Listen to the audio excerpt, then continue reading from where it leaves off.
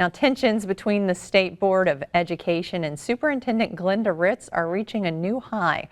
Ritz says the board is trying to undermine her authority, and board members, for their part, are questioning what authority Ritz really has.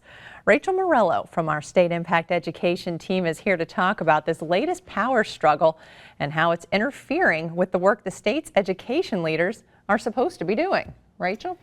Well, infighting is nothing new for the State Board of Education. Board member Gordon Hendry even likened his experience with the group to sitting on a high school student council.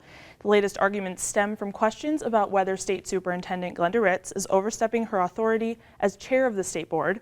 And all this is worrying some educators who say the board needs to be focusing on more important issues rather than constantly fighting.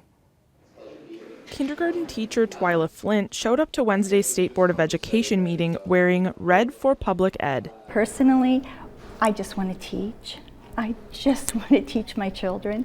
All of the bickering that takes away from just us wanting to educate the children. Read it. That you have no authority. You have an appeal of your rules. That bickering has become a mainstay at State Board meetings since not long after Ritz was sworn in as superintendent. Ritz chairs the board, which is comprised of Governor Pence and former Governor Mitch Daniels' appointees. This time, tensions flared after board members brought forth two resolutions, one to allow them more involvement in important matters, such as the state's No Child Left Behind waiver, and another to change their own meeting procedures, to give everyone a say in planning and appeals. And, not surprisingly, things got heated. I make no apologies, Brad Oliver, about not having the final copy to do one final review. It's never personal and it's never political. None of us serve here for that reason. We are here to do the work of education. I just simply need to put the question to us. You have made a contention, Ms. Superintendent, that we have no role with this. While obviously this board shares an educational philosophy, that there are many of us in the state, many of, I think, that 1.3 million who voted for Superintendent Ritz, who do not necessarily share your educational philosophy. Many constituents, notably teachers, are concerned that all this bickering is getting in the way of policy items that need to be addressed.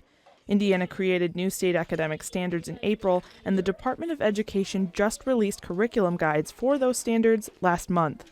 That only allows teachers a few more weeks before school starts in August to make sure they're on track before students come back.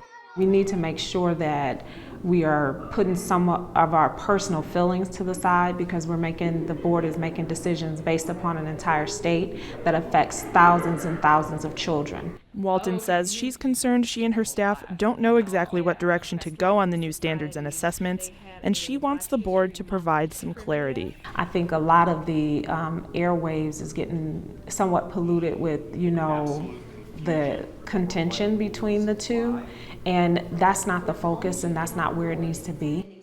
State Board member Sarah O'Brien says it's a shame politics has become the focus of not only board meetings, but public discussion as well. I think it's time for us to get back to business, to kind of be able to put some of this aside and do what we're here to do.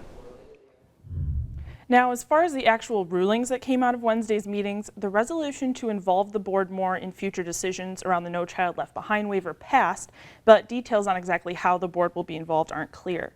On the item concerning board procedures, the board moved to create a subcommittee to take a closer look at board rules. Superintendent Ritz will appoint the members of that committee prior to the board's next meeting in August.